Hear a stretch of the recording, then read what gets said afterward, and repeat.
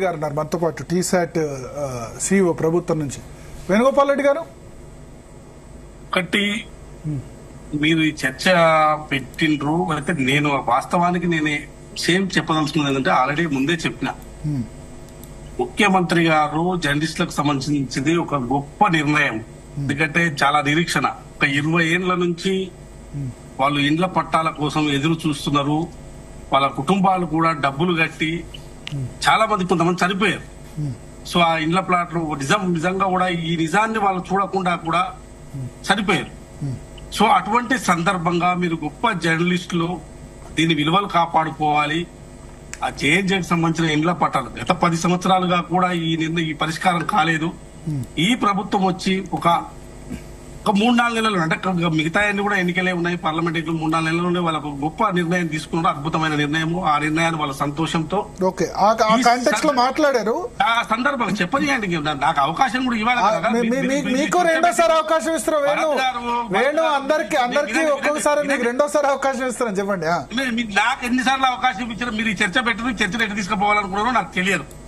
But నేను ఒకటి మీకు చెప్పదలుచుకున్నది ఏంటి అంటే, ముఖ్యమంత్రి గారు ఎక్కడ కూడా మీ అంత చూస్తా, మీ కథ చూస్తా, లేకుంటే మీకు మొత్తం పాలసీ తెస్తా, మీ మీద యాక్షన్ తీసుకుంటా, ఇట్లాంటివి మాట్లాడలేదు. ఇది స్వీయ నియంత్రణ చేసుకోండి, ఈ పాలసీని మీరే తయారు చేసుకోండి, మీ విలువలు మీరే కాపాడుకోండి అని చెప్పింది తప్ప ఓకే దాంట్లో పెద్దగా అర్థం వచ్చేది ఏమున్నది? వేణు అన్న, మీరు మాకంటే చాలా సీనియర్లు. న్యాచురల్ రియాక్షన్ అంటే ఏంటి అన్న? న్యాచురల్ రియాక్షన్ అంటే ఏంటి? న్యాచురల్ రియాక్షన్ ప్రజలు ఏదైనా ఓసారి జరుగుతుంటాయి. అంటే ప్రజలు కొట్టమని చెప్తా ఉన్నారా అన్న? మీరు జర్నలిస్టుల మీద ప్రజలు కొట్టాలని ముఖ్యమంత్రి గారు చెప్తున్నారా? ప్రజలకు వ్యతిరేకంగా నేను పోయినా, నువ్వు పోయినా, ఎవరైనా నిర్ణయాలు రియాక్షన్ ఉంటది. అంటే ప్రజలకు వ్యతిరేకంగా ఎవరు పోయినా, ఈవెన్ ప్రభుత్వాలు పోతే ఏమైంది? ప్రభుత్వం పోయింది, ప్రభుత్వం వచ్చింది. రేపు ఏ ప్రభుత్వం అయినా సరే, నేనేమో ఇవాళ కొత్తగా నేను చెప్తాను, ఇవాళ దేశంలో ఎన్నో ప్రభుత్వాలు వచ్చినాయి, ఎన్నో ప్రభుత్వాలు పోయినాయి. ప్రభుత్వాలు అనేదైనా, ఎవరైనా, నీవైనా, నేవైనా ప్రజలకు మనకు ఇచ్చిన హక్కులను మనం ఉపయోగించుకోవాలి తప్ప హక్కులకు మించి ఏది న్యాచురల్ రియాక్షన్ సొసైటీలో వస్తుంది. ఒక్క నిమిషం మాట్లాడియండి, నన్ను మాట్లాడాలంటే వెళ్ళిపోతుంటే నేను మాట్లాడి చెప్పండి. ఇప్పుడు ఇందులో ఎవరి హక్కులకు ఏం భంగం కలగలేదు. ఒకటి వచ్చిన సందర్భంగా ప్రెస్ అకాడమీ చైర్మన్ గారు శ్రీనివాస్ రెడ్డి గారు చెప్పారు కదా, ప్రజలకు వ్యతిరేకంగా శ్రీనివాస్ రెడ్డి గారే చెప్పారు, మన జర్నలిజం పడిపోయినాయి, ఎవరెవరు ఎట్లా చేస్తున్నారు, విలువలు పడిపోయి దీన్ని పెంచుకోవాలని చెప్పి శ్రీనివాస్ రెడ్డి గారే మాట్లాడారు. ముఖ్యమంత్రి గారు కూడా చెప్పారు, శ్రీనివాస్ రెడ్డి గారే మొత్తం చెప్పారు. విజయారెడ్డి గారు ఇస్తాను ఒక్కటండి. వాళ్ళొక సింపుల్ మాట, ఈ రోజు యావత్ తెలంగాణ ప్రజలను రెచ్చగొట్టారో, కాంగ్రెస్ కార్యకర్తలను రెచ్చగొడుతున్నారో గాని మీరు పోతే ప్రజలు అట్లాగే బిహేవ్ చేస్తారని చెప్పే రకంగా చెప్పారు. ప్రజలకు వ్యతిరేకంగా పోవడం ఏంటండి? కొండారెడ్డి పెళ్ళ పోయింది దేనికి? అదేం బీహార్ లో లేదు, లేకపోతే ఎక్కడో లేదు. చర్చ పెట్టావా భరత్ గారు? మీరు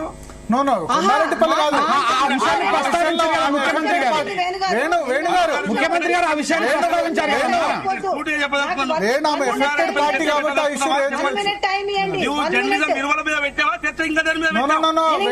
వేణు ఒకటి టాపిక్ ఉండదు అక్కడ. వేణు గారు ఒక్క నిమిషం పార్టీ కాబట్టి ఐశ్వర్య రేజ్ చేస్తుంది, అది మాట్లాడొద్దంటే ఎట్లా? మనం సెన్సార్ చేయొద్దు కదా, సెన్సార్ చేస్తా అంటే ఎట్లా? ఆమె మీరు చదువుకున్నారు, వేణు గారు ఒక్క నిమిషం ఆమె మాట్లాడినివ్వండి. విలువలు మీకు తెలుసు, నాకు అంటే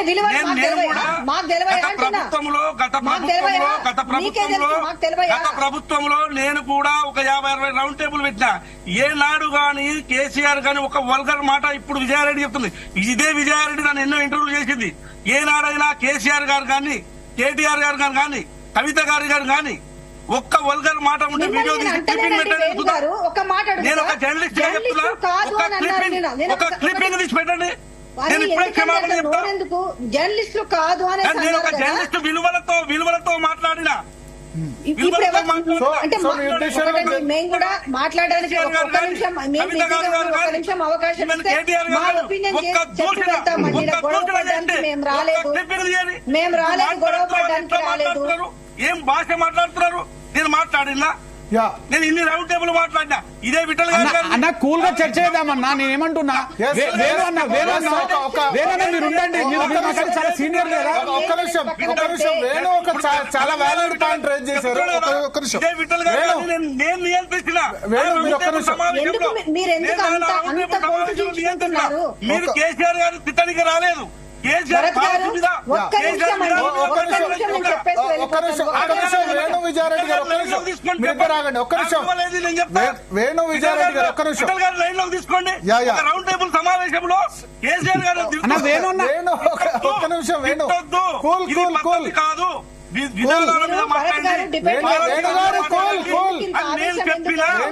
ఒక్క నిమిషం ఇప్పుడు ఒక పాయింట్ రైజ్ చేశారు.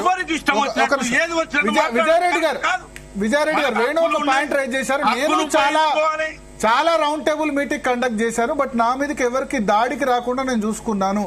ఇప్పుడు మాట్లాడే వాళ్ళు కొద్దిమంది ఒక ఎజెండా పెట్టుకుని వెళ్తున్నారు. ఒక పాయింట్ రైజ్ చేశారు, దానికి ఏమంటారు?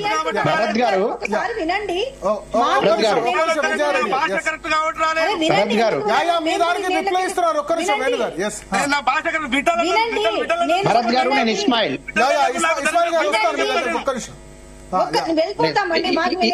విజయారెడ్డి గారు చెప్పండి. ఒక్కటి చెప్తున్నానండి, మేము మహా పెద్ద సీనియర్లు మన కాదు. 2008లో మేము మీడియాకి వచ్చినాము, సాక్షి దగ్గరకు వచ్చినాము. ఎట్లా బిహేవ్ చేయాలి, ఎట్లా మాట్లాడాలి. నేను ఇదే మిర్రర్ టీవీని టేకప్ చేసి నేను ఇంటర్వ్యూలు చేస్తున్నా. తనకు కూడా తెలుసు. మినిమం గా 5 ఏళ్ల నుంచి చేస్తున్నా. మీరు మాట్లాడుతున్నప్పుడు ఇన్వాల్వ్ కాలేదండి. నేను ఇన్వాల్వ్ కాలేదండి. Letter speak. ఒక్క నిమిషం లెటర్ స్పీక్. మీరు మాట్లాడినప్పుడు కాము లాంగ్వేజ్ చర్చ చర్చ పెడదామన్నా, ప్రాబ్లం లేదు. లాంగ్వేజ్ గతంలో ఉన్న యూట్యూబ్ ఛానల్ ఏం లాంగ్వేజ్ మాట్లాడినాయి,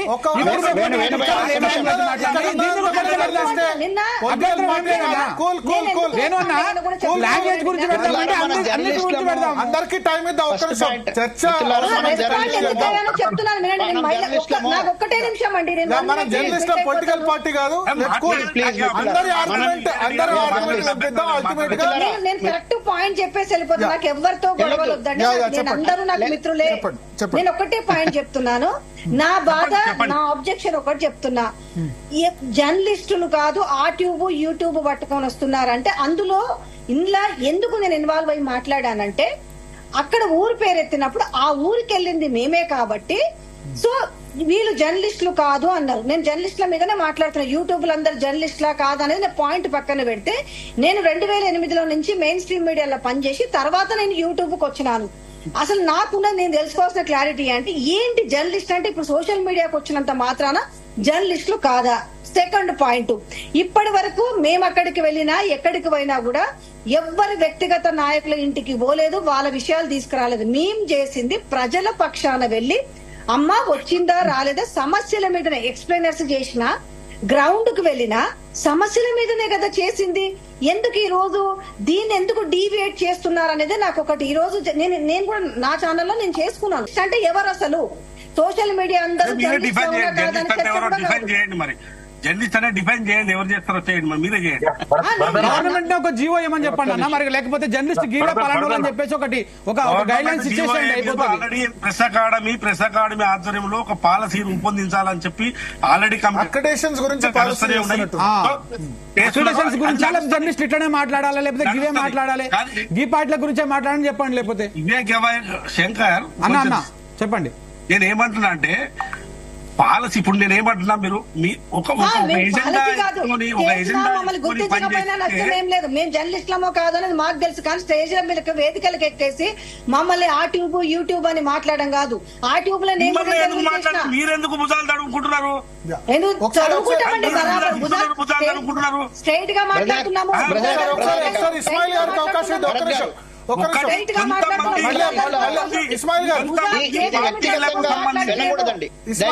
వ్యక్తిగతంగా వెళ్ళకూడదు ప్లీజ్. ఇస్మాయిల్ గారు నెక్స్ట్ ఇస్మాయిల్ వేణు గారు ఒక్క నిమిషం వినండి వినండి వినండి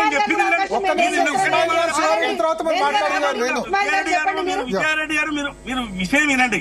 నేనేమంటే కొంతమంది కొంతమంది నేను ఇస్మాయిల్ ఒక్క నిమిషం మాట్లాడనా ముందుగా భరత్ గారు మీరు ఏదైతే చర్చ మొదలు పెట్టేటప్పుడు చెప్పినటువంటి అభిప్రాయాన్ని నేను పూర్తిగా ఏకీభవిస్తున్నా. మొట్టమొదటిగా ఈ ప్యానెల్లో ఇప్పుడు నాకు కొంచెం టెక్నికల్ ప్రాబ్లం వల్ల మిత్రులు కనపడట్లేరు, వినపడుతున్నారు అంతే. దయచేసి అందరికీ నమస్కారం. మరీ ముఖ్యంగా నేను 2 విషయాలు స్పష్టంగా చెప్పదలుచుకున్నా. ఒకటి, మనం ముందుగా జర్నలిస్టుల పక్షపాతులం, జర్నలిస్టుల హక్కుల కోసం, జర్నలిస్టుల విధుల్లో ఉన్నటువంటి మిత్రులకు సంబంధించి కాపాడుకోవడం కోసం, తర్వాత మనకు సంబంధించినటువంటి హక్కుల్ని రాబట్టుకోవడం కోసం, తర్వాత సీఏ నియంత్రణ, చట్టబద్ధత, ఇవన్నీ పాలకులు ఎవరైతే పాలన చేస్తున్నారో వాళ్ళు చేయాల్సినది. వాటిలో మనకు కావాల్సిన హక్కుల్ని కొట్లాడి తీసుకోవాల్సిన వాళ్ళం. మనం కొట్టుకోవడం కరెక్ట్ కాదు అనేది నా అభిప్రాయం. మొదటగా దయచేసి ఎవరేం అనుకోవద్దు. భరత్ గారు, సీరియస్ గా ఇవాళ మనం మీరు పెట్టినటువంటి చర్చ ఏదైతే ఉందో మంచి ఇనిషియేషన్. అంటే అక్కడ ఉన్నటువంటి నేను వ్యక్తిగతంగా, అదేవిధంగా ఒక యూనియనిస్ట్ గా, తర్వాత ఇక్కడ జరిగినటువంటి అనేక ప్రజా పోరాటాలతో పాటు తెలంగాణ ఉద్యమంలో కీలకంగా వ్యవహరించినటువంటి వాడిగా, దగ్గర నుంచి మీడియాను చూసిన వాడిగా, మీడియాలో సుదీర్ఘ కాలం పనిచేసిన వాడిగా మాట్లాడదలుచుకుంటున్నా. రెండో విషయం ఏంటంటే, ఇవాళ జాతీయ స్థాయిలోనే మీడియాకు చట్టబద్ధత కల్పించే విషయంలో ప్రభుత్వాలు అలసత్వం వ్యవహరిస్తా ఉన్నాయి. మీడియాను విభజించి పాలించేటటువంటి పరిస్థితులు చేస్తా ఉన్నాయి. మీడియా ముసుగులో కొన్ని రాజకీయ పార్టీలు తమ పబ్బం గడుపుకునేటువంటి ప్రయత్నం చేస్తా ఉన్నాయి.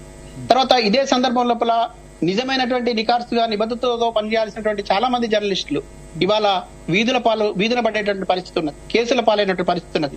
తర్వాత ఇబ్బందులకు గురి చేస్తున్నటువంటి వాళ్ళ నుంచి రక్షణ కోసం కనీసం మాకు రక్షణ కల్పించడానికి అడిగేటువంటి పరిస్థితి ఉన్నది ఇవాళ ఈ దేశంలో. కాబట్టి ఇటువంటి సందర్భం లోపల మనం ఐక్యత ప్రదర్శించాలి. తర్వాత మనకు సంబంధించినటువంటి హక్కుల గురించి ఖచ్చితంగా మాట్లాడుకోవాలి. అయితే ఈ రోజు మీరు ఇక్కడ తలెత్తినటువంటి ఒక అంశం, నిజంగా ఈ ట్యూబుల్ అనేటటువంటి పదం వాడడం ఏ స్థాయిలో ఎవరు ఉన్నా కూడా సరైనది కాదు. ఒకటి ఫస్ట్ పాయింట్. రెండవది, నిజంగానే స్వీయ నియంత్రణకు సంబంధించి కానివ్వండి, నిబద్ధతతో వ్యవహరించాల్సిన విషయంలో కానివ్వండి, పారదర్శకంగా వ్యవహరించే దగ్గర కానివ్వండి, బాధ్యతాయుతంగా మనం మాట్లాడాల్సిన విషయాలు కానివ్వండి, ప్రజల వైపు నుంచి నిలబడి మాట్లాడేటప్పుడు కూడా మనం కూడా కొంచెం బాధ్యతాయుతంగా వ్యవహరించాల్సిన అవసరం ఉంది, సోయితో వ్యవహరించాల్సిన అవసరం ఉంది. జర్నలిస్టులుగా మనకేమి వేరే వాళ్ళకంటే అతీతులం మనమేం కాదనే విషయాన్ని కూడా మనం గుర్తించాల్సిన అవసరం ఉన్నది.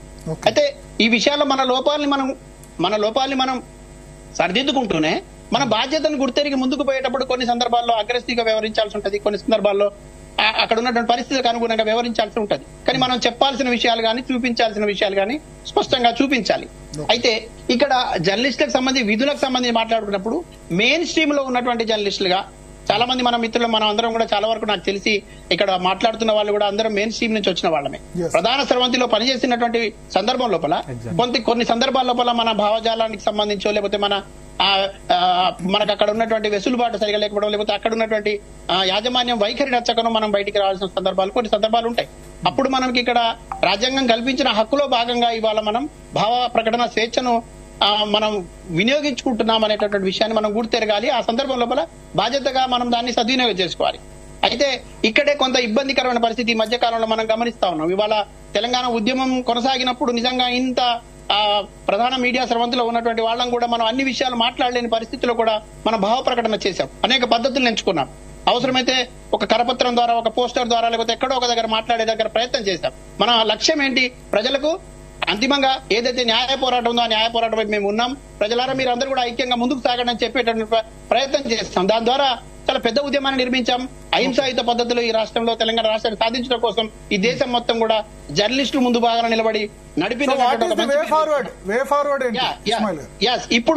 ఇప్పుడు ఆ స్ఫూర్తితో ముందుకు పోవాలని నేను కోరుకుంటున్నాను. అందుకే ఉదాహరణ పూర్తిగా నిషేధిస్తే జర్నలిస్టులు రోడ్డు మీద కూడా పడతారు. అదే సమయంలో కంట్రోల్ చేయకపోతే పాలక పక్షాలు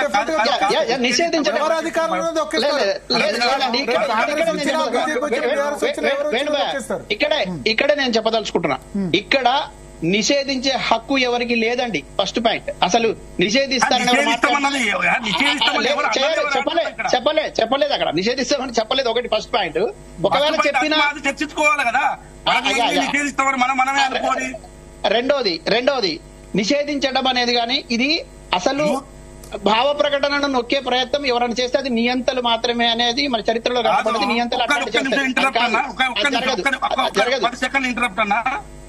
మనము యూట్యూబ్ లను గానీ, డిజిటల్ మీడియాను గానీ మనము నియంత్రించగలమా లేకపోతే నిషేధించగలమా?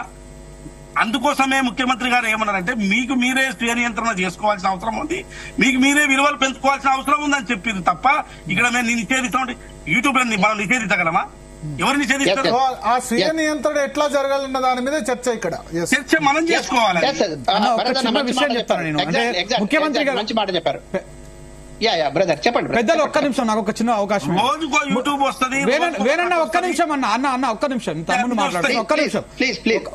ఏం లేదు, ఇప్పుడు అన్న ఏం చేస్తున్నారు అంటే ముఖ్యమంత్రి గారు ఇప్పుడు ఆయన మాట్లాడిన స్పీచ్ విన్నాక ఈ ట్యూబ్ ఆ ట్యూబ్ ఈ గొట్టం ఆ గొట్టం పట్టుకొని ఇవన్నీ పట్టుకొని టైలు వేసుకొని టక్కులు వేసుకొని పోతున్నారు అని చెప్పేసి యూట్యూబ్ మీద యూట్యూబ్ జర్నలిస్టుల మీద అన్న ఒక్క నిమిషమే యూట్యూబ్ జర్నలిస్టుల మీద ఒక బ్యాడ్ ఇంప్రెషన్ వచ్చేటువంటి విధంగా వారు మాట్లాడారు. రాష్ట్రానికి ముఖ్యమంత్రి వారు ఆ విధంగా మాట్లాడితే రేపటి నాలాంటి జర్నలిస్టులు ఇంకెవరో యూట్యూబ్ ఛానల్లో ఉన్నటువంటి జర్నలిస్టులు రేపు పబ్లిక్ లోకి వెళ్ళి దాన్ని పబ్లిక్ ఇష్యూను మనం తీసుకున్నప్పుడు అది కూడా ప్రెస్ కాన్ఫరెన్స్ లో మాట్లాడేటప్పుడు అంటే అదే దీనికేం కేసీఆర్ నేను సమర్థిస్తలే, నేను కేసీఆర్ ప్రతినిధిని కానన్నా. నేనేమంటున్నా ఎవరైనా సరే రిటర్నింగ్ ఇప్పుడు అన్నా ఒక్క నిమిషం సాయి అన్న ఒక్క నిమిషమే, నేను అయిపోయినాక మాట్లాడను ప్లీజ్. ఏం లేదు, ఇప్పుడు బేసిక్ గా వారు యూట్యూబ్ వాళ్ళని తక్కువ చేసి యూట్యూబ్ వాళ్ళు బయటకు పోతే జనము నేచురల్ రియాక్షన్ ఉంటుందని చెప్పేసి ఇవాళ మేము ఏమనలేదు, మేము వాళ్ళని కట్టడి చేస్తలేమంటే రేపు బయటకు వెళ్ళే పరిస్థితి లేకుండా అవుతుంది. దీని అర్థం ఏంటన్నా? దీని అర్థం ఏంటిది? మీరు చెప్పాలి, దీని అర్థం ఏంటి?